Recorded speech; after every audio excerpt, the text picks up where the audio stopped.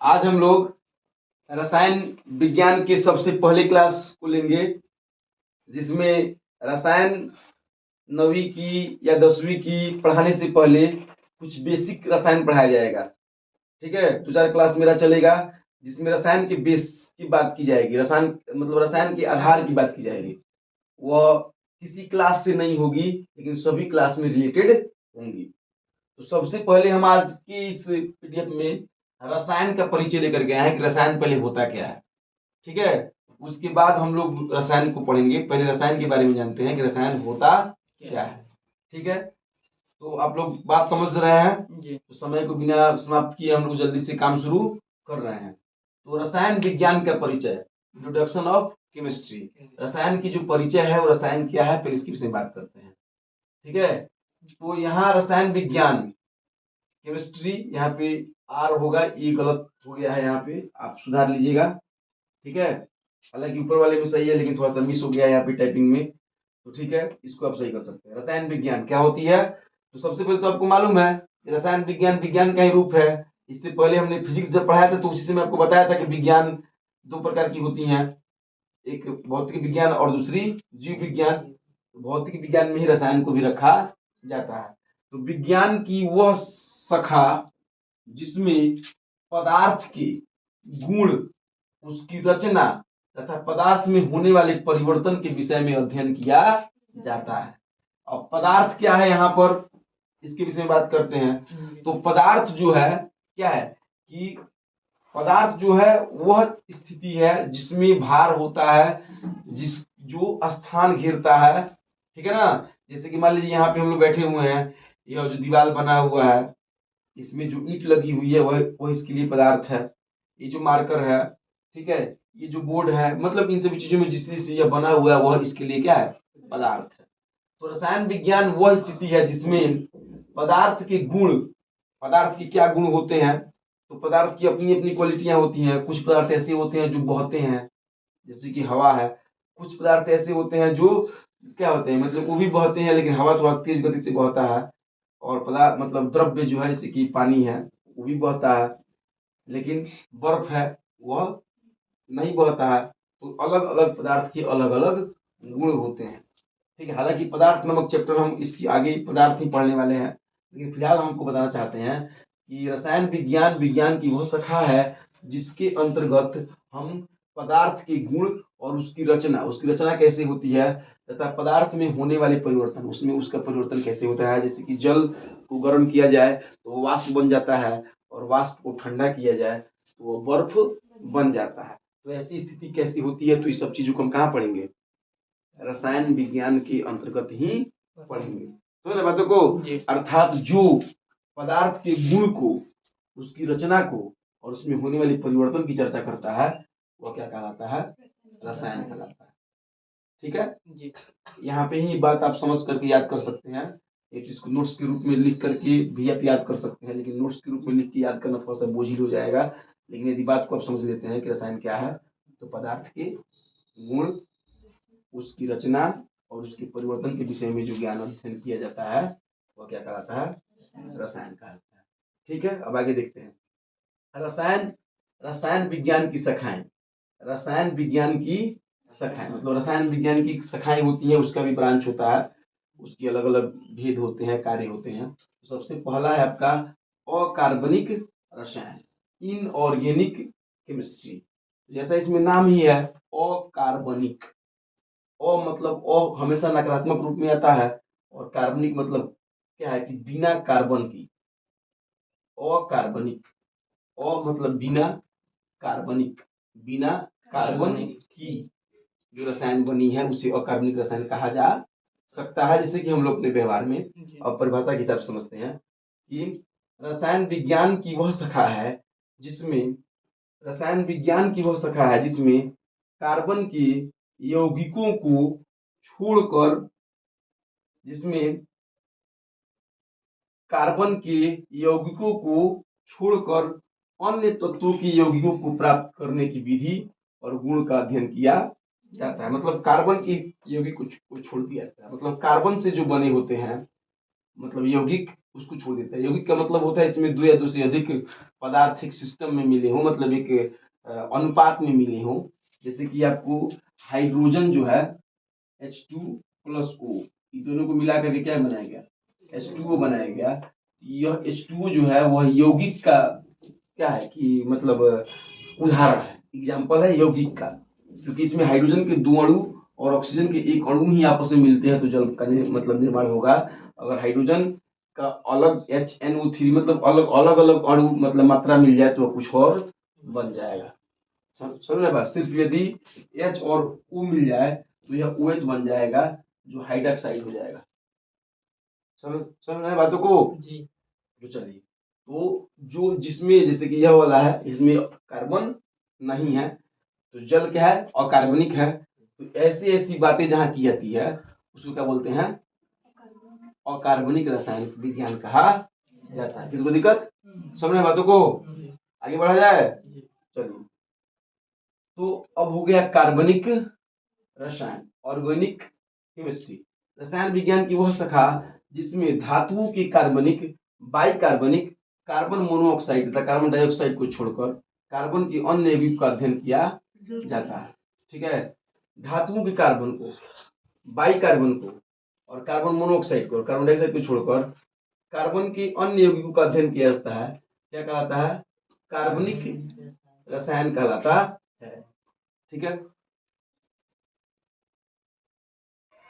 ठीक है। तो अब हम लोग इसको समझते हैं कि क्या होता है। कार्बनिक का मतलब तो आप समझ रहे हैं, कार्बन, धातुओं के कार्बन, ठीक है ना। जैसे कि मान लीजिए लोहा हो गया, लोहा में जो कार्बन मौजूद होता है, जो उसमें जंग लगता है, उस जंग की बात की जा रही है, उसे ही उसका कार्बन कहा जाता है। बाई कार्बनिक, बाई जो है हाइड्रोजन के साथ मिला होता है, हाइड्रोजन के साथ मिला हुआ कार्बन। फिर कार्बन मोनोऑक्साइड यहाँ होना चाहिए, मोनोऑक्साइड। ठीक है, तो कार्बन मोनोऑक्साइड जो होता है वह CO का बना होता है। CO ऑक्सीजन और कार्बन के मिलने से कार्बन मोनोऑक्साइड का निर्माण होता है। कार्बन डाइऑक्साइड CO2, समझ रहे बातों को। धातु के कार्बन मतलब धातु जैसे कि लोहा, पीतल, तांबा, इन सब चीजों पर, जैसे कि पीतल पर हल्के हरे रंग का परत जमता है। ठीक है, लोहा पर भूरे रंग का परत जमता है, जो जंग लगता है उस पर, वो उसकी कार्बनिक स्थिति है और उसी से उसका क्षय होता है। समझ गए। और बाई कार्बनिक, बाई का मतलब H से होता है, बाई हाइड्रोजन के रूप में होता है। और कार्बन मोनोऑक्साइड को आपने देख लिया CO, कार्बन डाइऑक्साइड को देख लिया CO2 को छोड़कर कार्बन के अन्य यौगिक की अगर बात की जाती है तो उसे हम क्या कहते हैं, कार्बनिक रसायन कहते हैं। समझ गए, आगे चला जाए जी। चलिए, तो आगे विश्लेषणात्मक रसायन। विश्लेषणात्मक रसायन, देखिए मैंने आपको पहले भी बताया कि शब्दों को तोड़ करके अर्थ को समझने की कोशिश करिए। जब इसको तोड़िएगा तो क्या होगा, विश्लेषण जोड़ आत्मक, मतलब विश्लेषण के माध्यम से, विश्लेषण के द्वारा जिस चीज के बारे में जानकारी प्राप्त किया जाए वह विश्लेषणात्मक कहलाता है। विश्लेषण करके मतलब किसी चीज को तोड़ करके, विशेष रूप से उस पर अध्ययन करके, विशेष रूप से उस पर सोच विचार करके क्या कहलाएगा, विश्लेषणात्मक कहलाएगा व्यवहारिक दृष्टि से। अब किताब की दृष्टि से रसायन विज्ञान की वह शाखा जिसमें पदार्थ की नमूने की जांच कर, देखिए आगे ना बात, पदार्थ में जो नमूना लगा हुआ है उसका जांच किया जाए, मतलब विशेष रूप से जांच किया जाए, मतलब विशेष रूप से उसका देख रेख, उसके बारे में विशेष रूप से जानकारी प्राप्त कर लिया जाए। उसके बाद जो है पहचानने तथा उसकी रचना के बारे में अध्ययन किया जाए, क्या कहलाता है, विश्लेषणात्मक रसायन कहलाता है। मतलब अच्छी तरीके से जांच विचार करके, सब समझ बूझ करके जो उसके विषय में बात किया जाए वो क्या क्या कहलाता है, विश्लेषणात्मक रसायन कहलाता है। चलिए, अब यह है कि भौतिक रसायन, क्या है, भौतिक रसायन। रसायन विज्ञान की वो शाखा जिसमें रसायन विज्ञान के सिद्धांतों के विषय के रूप में अध्ययन किया जाता है। मतलब रसायन विज्ञान की वो शाखा जिसमें रसायन विज्ञान किस सिद्धांत पे कार्य कर रहा है, मतलब जो सिद्धांत, जिस सिद्धांत पे वो कार्य कर रहा है उस सिद्धांत के विषय में जब बात होती है तो हम क्या कहते हैं उसे, फिजिकल केमिस्ट्री।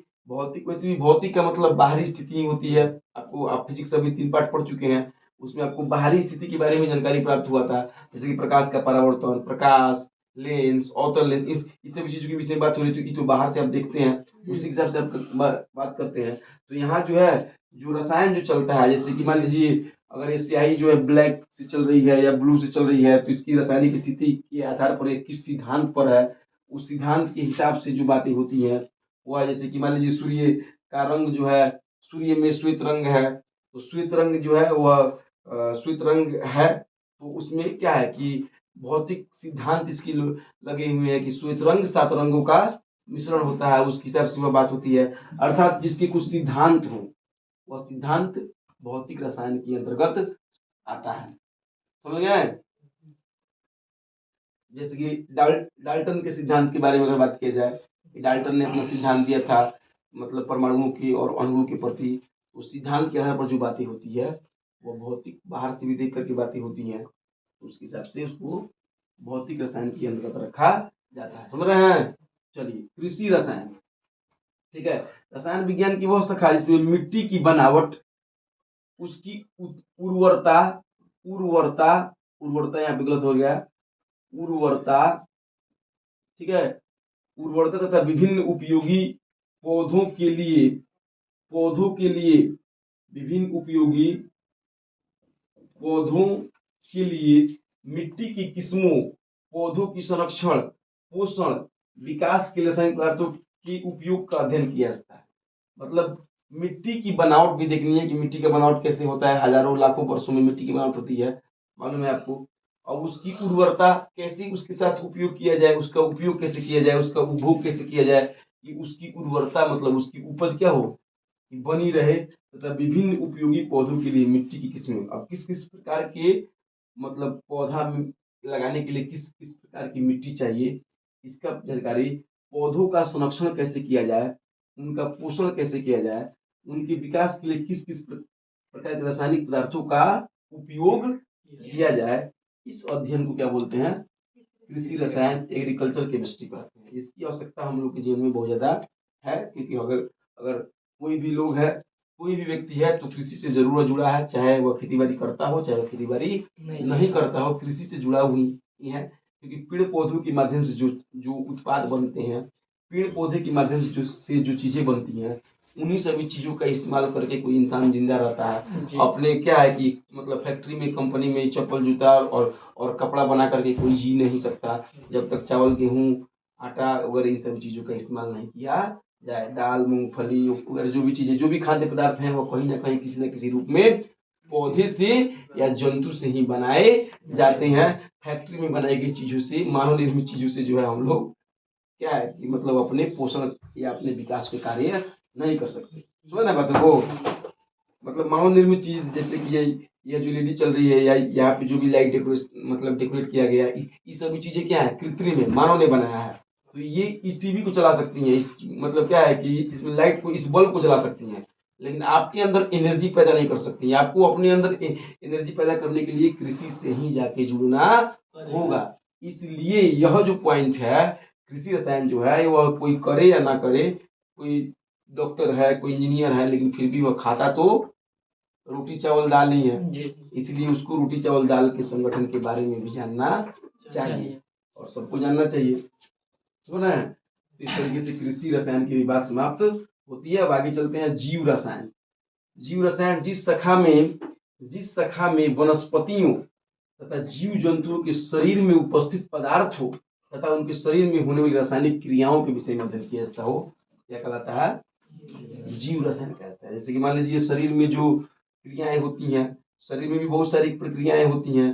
हम लोग जैसे कि खाना खाते हैं, भोजन करते हैं, तो शरीर में जो है सीएलएम, जठर ग्रंथि, उससे सीएलएम का स्राव होता है छोटे आंत में, और वहां जाकर के भोजन को फिर वह क्या करता है, मतलब फिर से पचाता है, वहां भी रसायन बनता है।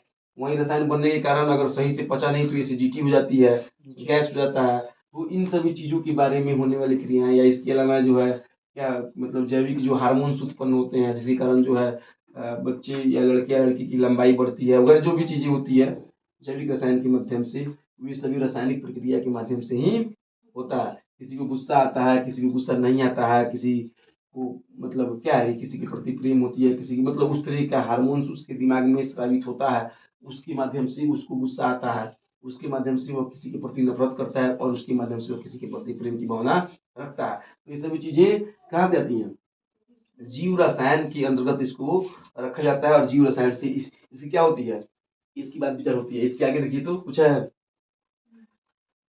चलिए एक और पॉइंट है औषध रसायन। ठीक है, एक और पॉइंट यहाँ पे आप लिख सकते हैं, औषध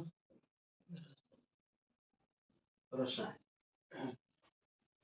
इसको यदि आप लोग लिखना चाहें कि रसायन विज्ञान की वह शाखा जिसमें औषधि के रूप में प्रयोग किए जाने वाले पदार्थों संश्लेषण, विश्लेषण और उनके गुण उत्पादन किया जाता है।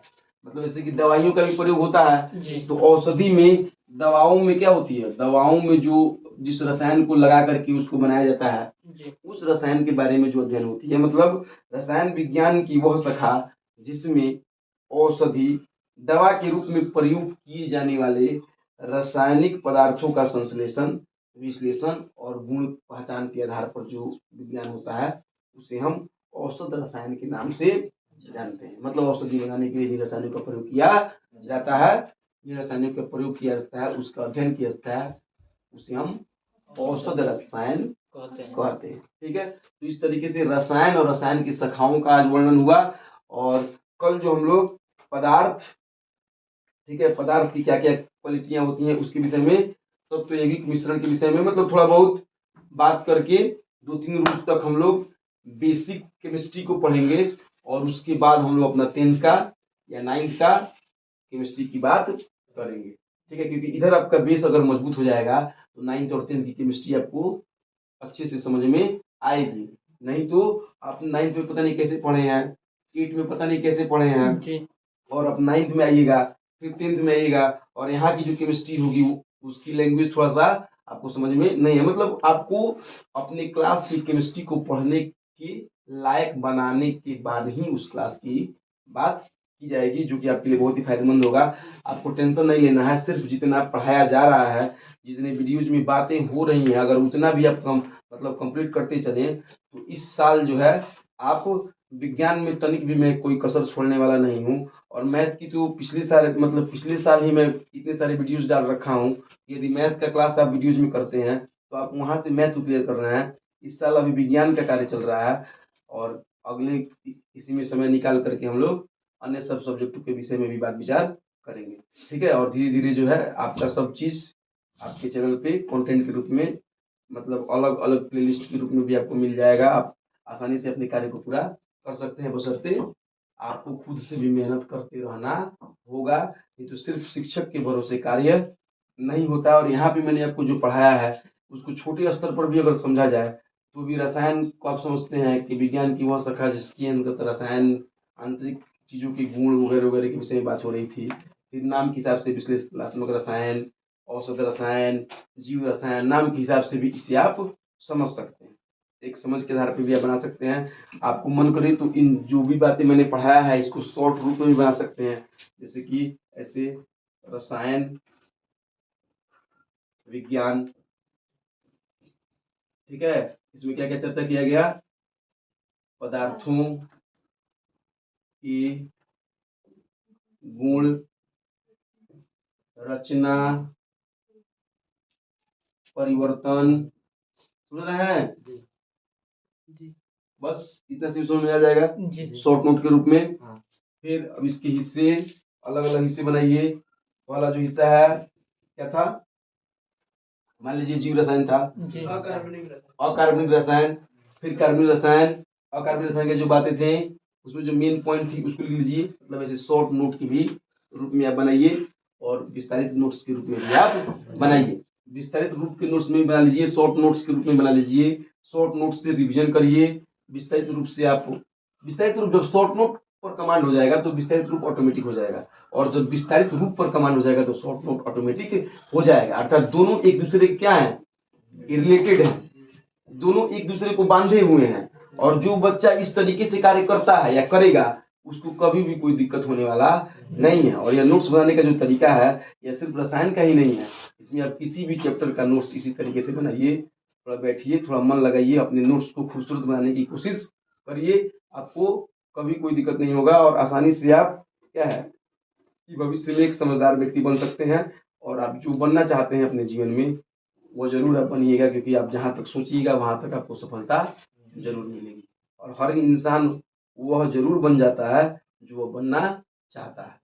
ठीक है, इसी के साथ आज की ये मेरी क्लास समाप्त होती है। फिर हम लोग अगले किसी क्लास में